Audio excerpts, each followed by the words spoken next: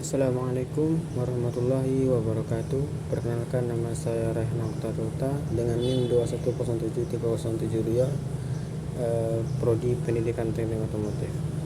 Baiklah, saya akan menjelaskan isi jawaban nomor 1 sampai 8 tentang UAS pertemuan 16 mata kuliah kemudi rem dan suspensi dengan dosen pengampu Bapak Dedi Setiawan, SPD MPDT.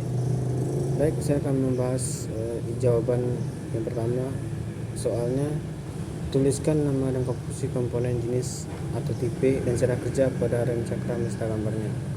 Baik, ini komponen dari rem cakram. Yang pertama ada kaliper rem, yang mana kaliper rem akan melakukan gerakan mekanis guna menjepit kampas rem di bagian pegangan cakram. Kaliper juga sering disebut sebagai penopang kampas rem beserta piston brake. Yang kedua komponennya ialah kampas rem. Kampas rem cakram yang berfungsi untuk melakukan penekanan pada bagian piringan cakram sehingga mampu memberikan daya gesek untuk menghentikan putaran dari rem cakram.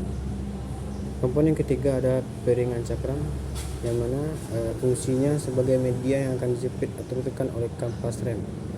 Yang keempat ada triple bracket yang berfungsi sebagai tempat memasangkan kaliper. Yang kelima ada piston brake, yang mana piston brake berfungsi untuk menekan atau mendorongkan bagian kampas rem ke piringan cakram agar putaran roda bisa lebih rendah atau berhenti. Komponen yang keenam ada seal piston. Seal piston berfungsi untuk mencegah terjadinya kebocoran minyak rem yang bisa mengalir pada saat tuas sedang diinjak. Seal piston dapat membantu menarik piston supaya kembali mundur saat proses pengereman. Komponen yang ketujuh ada master silinder. Master silinder akan bekerja dengan mengubah gerakan mekanis pada bagian pedal rem menuju tekanan hidrolik. Yang kedelapan ada reservoir tank, yang mana reservoir tank adalah komponen rem cakram yang berfungsi untuk menampung minyak rem cadangan.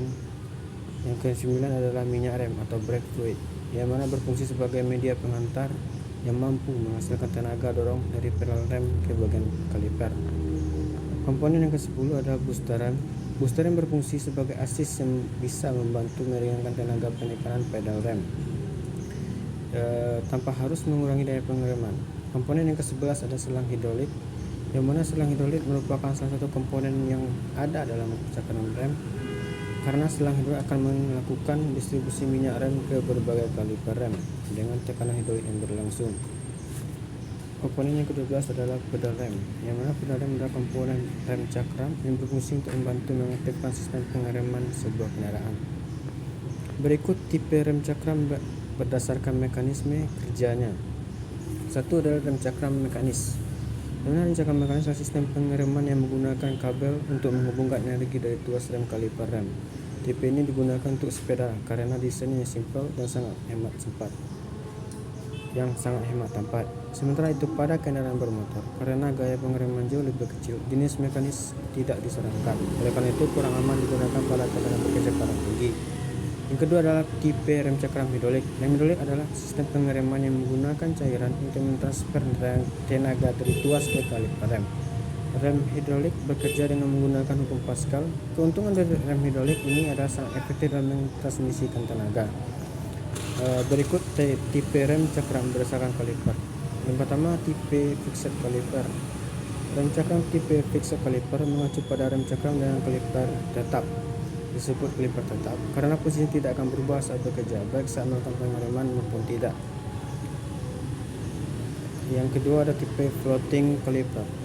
Tipe ini memiliki kaliper rem mengambang atau floating. Disebut mengambang karena posisi kaliper rem bisa bergerak ke kiri dan ke kanan sesuai dengan tekanan yang diberikan ke pedal rem. Berikut tipe berdasarkan jenis piston. Yang pertama, tipe single piston. Pada tipe ini hanya terdapat satu piston pada satu sisi kaliper, yang mana bisa mengurangi ukuran kaliper tapi juga bisa mengurangi luas penampang lapisan rem. Yang kedua adalah tipe double piston atau piston ganda. Tipe ini memiliki dua piston di satu sisi kaliper. Tipe ini banyak digunakan pada mobil dengan diameter roda lebih besar atau R17 ke atas. Cara kerja rem cakram. Cara kerja rem cakram ada dua, yaitu saat rem diinjak. Ketika kita menginjak pedal rem, maka akan timbul tekanan hidrolis dari master silinder. Tekanan hidrolis tersebut akan disalurkan ke aktuator rem, dalam hal ini kaliper rem. Pada kaliper rem, tekanan hidrolis tersebut akan digunakan untuk menggerakkan piston dalam kaliper. Gerakan piston dalam kaliper ini akan mendorong dua buah kampas rem untuk bergerak menjepit rotor yang sedang berputar. Yang kedua ada saat pedal rem dilepas. Ketika kita melepas pedal rem, maka tekanan hidrolis yang sebelumnya ada dalam sistem rem menjadi hilang. Ini akan menyebabkan kampas rem kehilangan daya dorong, karena daya dorong pada kampas rem ini sejatinya berasal dari kekuatan injakan kaki kita pada pedal rem. Yaitu kita masuk soal yang kedua, prinsip kerja booster rem. Prinsip kerja sederhana booster rem yaitu bila vakum bekerja pada kedua sisi piston, maka piston akan terdorong ke kanan oleh pegas. Yang kedua, berikut cara kerja booster rem. Saat pedal rem tidak bekerja, air valve tertarik ke kanan oleh air valve return spring bertemu dengan control valve sehingga tertutup, dan udara luar tidak bisa masuk ke variable pressure chamber. Vakum valve terbuka menyebabkan terjadinya kevakuman pada konstan variable pressure chamber. Piston terdorong ke kanan oleh pegas diafragma. 2. Saat pedal rem diinjak, valve operating rod mendorong air valve dan control valve menyebabkan vakum valve tertutup dan air valve terbuka. Hal ini menyebabkan udara luar masuk ke variable pressure chamber. Perbedaan tekanan antara variable dan constant pressure chamber menyebabkan piston bergerak ke kiri. Baik, kita masuk ke komponen booster rem beserta fungsi. Yang pertama ada operating rod, memiliki fungsi untuk menghubungkan pedal rem dengan pressure rod pada booster rem. Yang kedua, air cleaner cooling element, memiliki fungsi untuk membersihkan udara yang masuk ke booster rem sehingga tidak merusak komponen yang ada dalam booster. Yang ketiga ada control valve mechanism, memiliki fungsi untuk mengontrol masuknya udara atau tekanan atmosfer sehingga akan menyebabkan tekanan pada kedua chamber berbeda. Yang keempat, push rod, memiliki fungsi untuk meneruskan gaya pada injakan pedal rem dan dorongan yang disebut oleh booster rem yang selanjutnya akan diteruskan untuk mendorong piston master silinder agar terjadi tenaga hidrolis. Yang kelima ada diaphragm, memiliki fungsi sebagai pembatas antara constant pressure chamber dan variable pressure chamber. Yang keenam ada body, memiliki fungsi sebagai pelindung komponen-komponen dari booster rem serta wadah agar timbul perbedaan tekanan dari dua ruang atau chamber booster rem. Yang ketujuh ada diagram spring, memiliki fungsi untuk mengembalikan posisi membran dan pressure booster rem. 8. Selang vakum, memiliki fungsi untuk menghubungkan chamber dengan kevakuman pada intake manifold. Yang ke-9 ada constant pressure chamber, yang memiliki fungsi sebagai ruangan yang berhubungan dengan kevakuman pada intake manifold melalui selang vakum. Yang ke-10 ada variable pressure chamber, memiliki fungsi sebagai ruangan yang dapat berubah akibat perbedaan tekanan pada constant pressure chamber dan variable pressure chamber. Yang ke-11 ada booster piston, memiliki fungsi sebagai aktuator yang akan mendorong membran agar melengkung sehingga ikut mengalahkan diaphragm spring. Yang ke-12 ada reaction mechanism, memiliki fungsi sebagai penghubung antara operating rod dan pressure rod. Baik, kita masuk ke komponen servo udara. Yang pertama ada air tank, yang berfungsi untuk menampung udara sementara yang disuplai dari kompresor udara yang sebelumnya udara tersebut sudah disentil lebih dahulu oleh filter udara. Yang kedua, air kompresor. Kompresor ini bagi kendaraan menggunakan udara bertekanan dalam sistem rem dan peralatan tambahan lainnya. Udara tersebut dihasilkan oleh kompresor udara yang kemudian disalurkan dulu ke air dryer untuk disaring, di mana uap lembab dalam udara dibersihkan dan setelah melalui proses penyaringan selanjutnya dikirim ke tangki udara. Yang ketiga, brake valve. Katup rem brake valve terpasang di bawah pedal rem pada sistem FOB atau AOB. Katup ini mengendalikan rem dengan cara membuka dan menutup untuk mengatur aliran udara bertekanan. Yang keempat, relay valve. Relay valve dikendalikan oleh udara bertekanan dari brake valve. Relay valve membuka dan menutup aliran udara bertekanan dari tangki ke tabung rem. Yang kelima ada brake chamber. Brake chamber berfungsi untuk merubah tekanan udara menjadi gerakan mekanis dan melalui sebuah push rod menggerakkan tuas leg adjuster.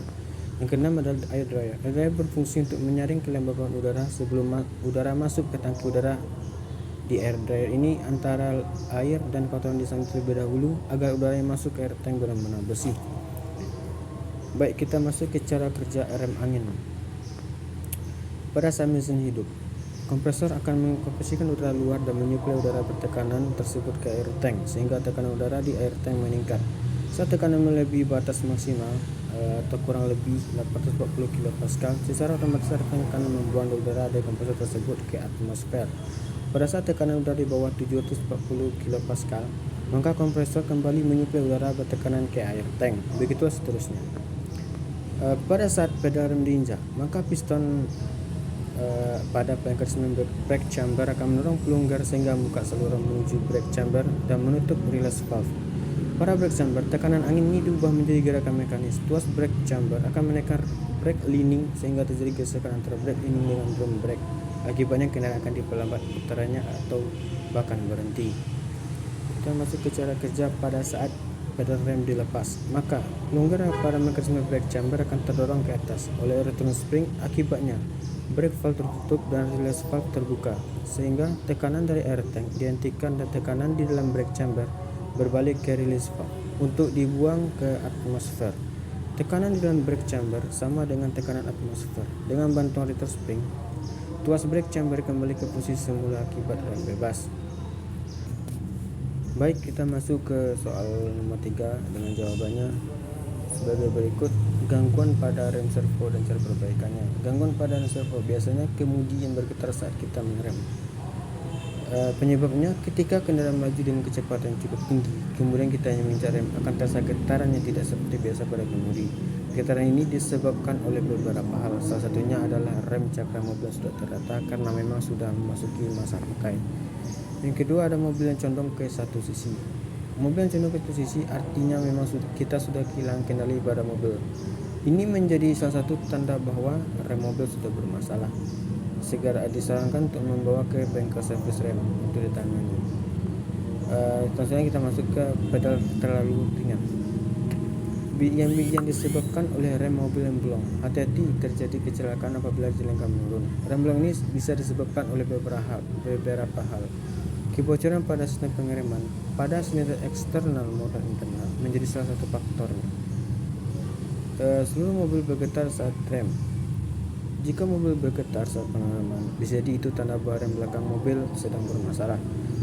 Cara mengeceknya bermasalah atau tidak adalah dengan mengerem menggunakan rem tangan ketika melaju dengan kecepatan rendah. Baiklah, kita masuk ke dalam langkah perbaikannya. Ada beberapa cara yang bisa dilakukan untuk servis rem mobil. Cara memperbaiki booster rem ini tidak sulit dan bisa dilakukan sendiri. Lakukan pemeriksaan menurut kondisi booster rem mobil. Lepas master yang menempel pada tabung booster sehingga tidak mengganggu proses perbaikan. Lepaskan booster dari bodi serta pedal rem. Jika karet membuat sobek, maka tambah dulu karetnya sehingga dapat kembali tertutup.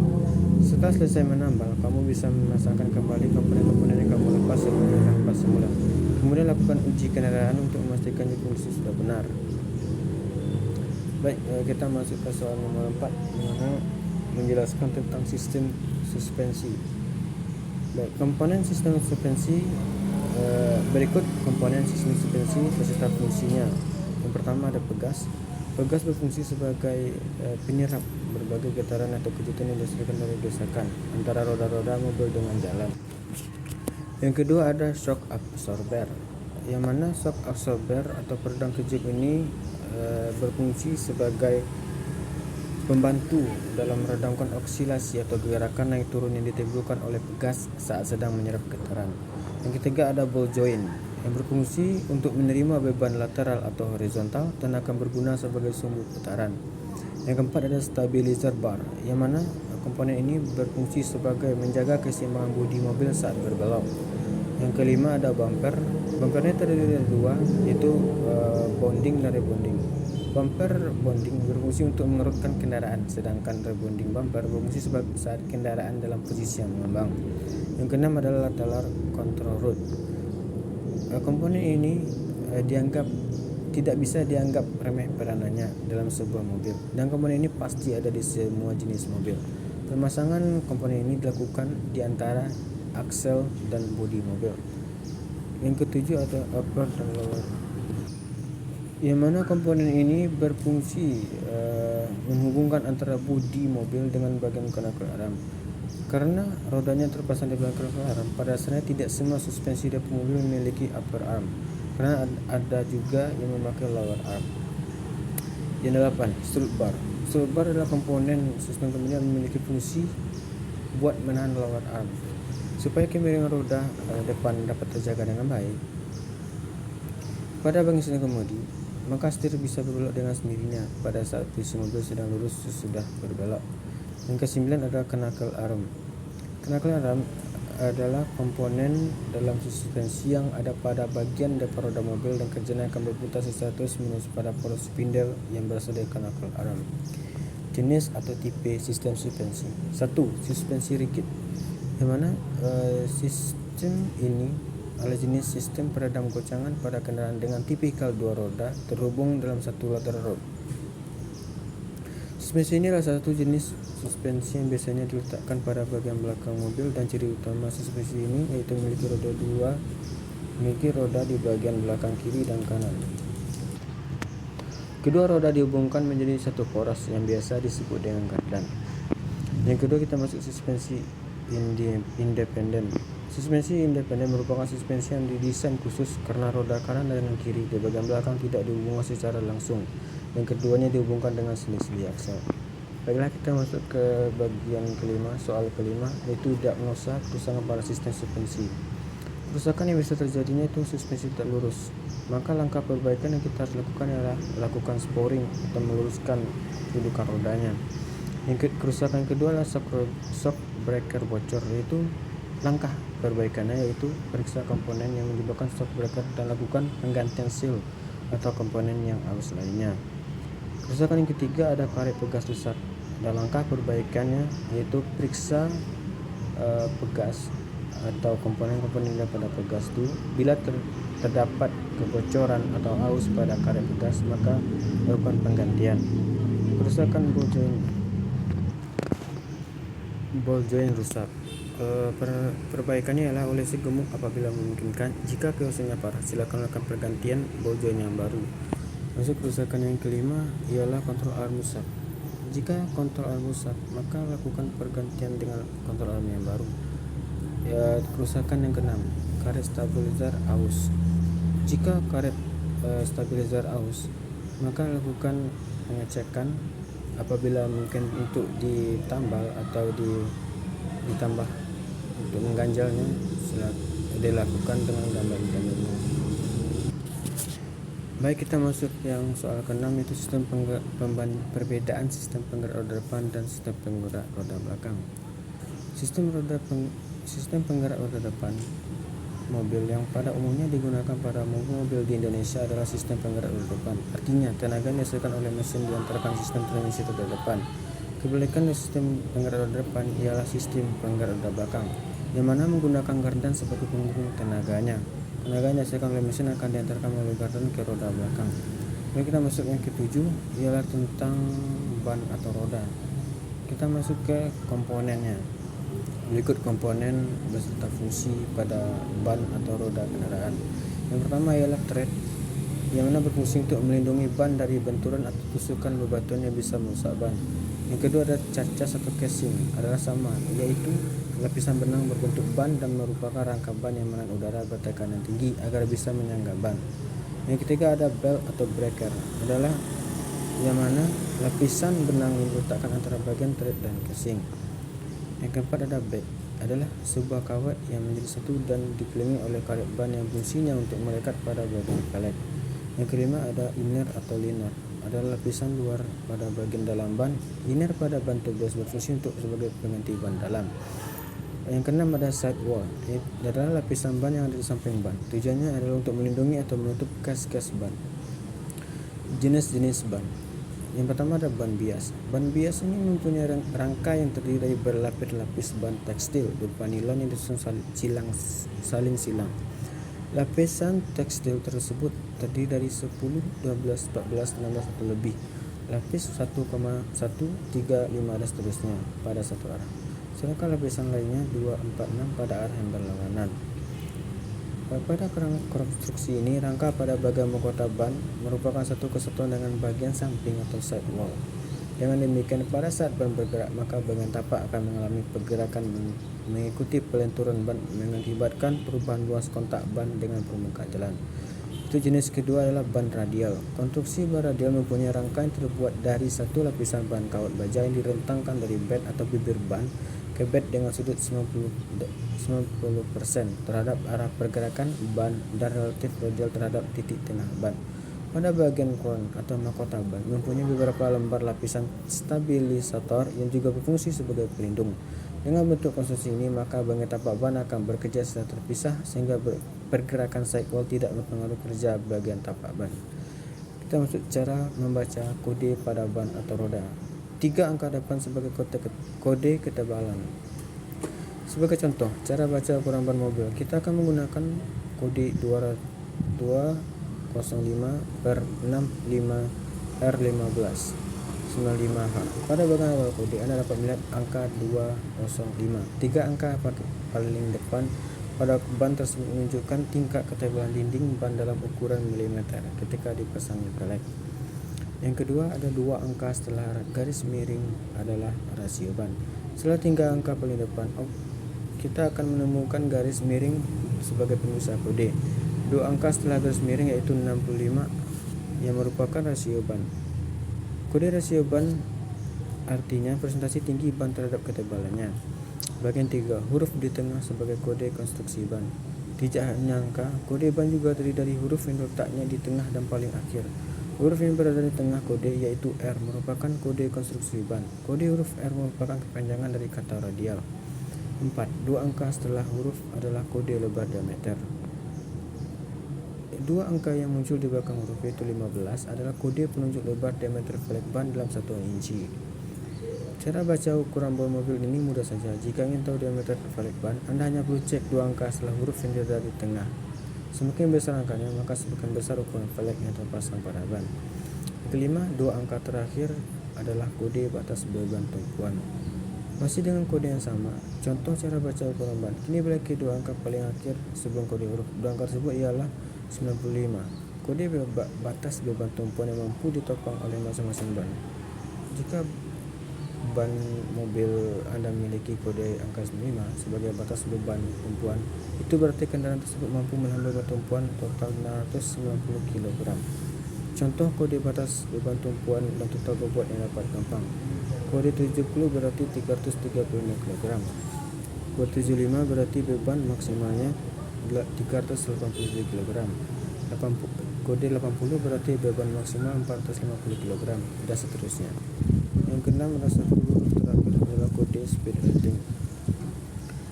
Pada cara baca ukuran mobil yang terakhir adalah huruf paling belakang. Pada kode tersebut, H menunjukkan kode speed rating. Sebuah ban dengan kode H artinya memiliki batas kecepatan mampuan hingga 210 km/jam. Kita masuk soal yang ke-8 yaitu analisis gangguan beserta perbaikan pada ban atau roda.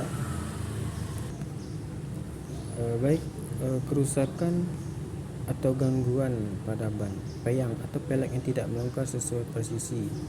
Cara perbaikannya cukup pres atau ditempa dengan sistem pemalasan, maka bentuk pelek bisa dikembalikan seperti semula. Grepes atau lecet pada bagian pelek. Perbaikannya, silakan amplas permukaan pelek yang grepes sampai halus kembali. Kemudian poles atau cat ulang sampai kondisinya sama dengan permukaan bibir pelek yang lain. Kerusakan ketiga, aus tidak merata pada ban. Silakan lakukan isi angin pada ban dan sesuaikan tekanannya pada masing-masing ban sesuai spesifikasinya. Yang kerusakan yang keempat adalah spot wear atau rusak permukaan ban di bagian tertentu. Cara perbaikannya, cukup periksa suspensi dan lakukan balancing secara rutin. Kerusakan kelima ada thread chipping atau rusak alur pada ban atau retak atau tidak merata.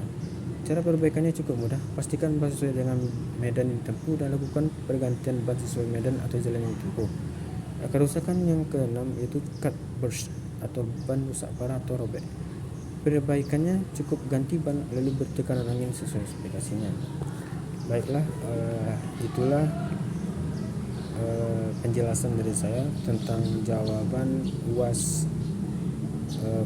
mata kuliah kemudi rem dan suspensi. Jika ada kata, saya mohon maaf. Jika ada kata-kata yang salah, saya mohon maaf. Saya tutup dengan wabillahi taufiq wa hidayah. Wassalamualaikum warahmatullahi wabarakatuh.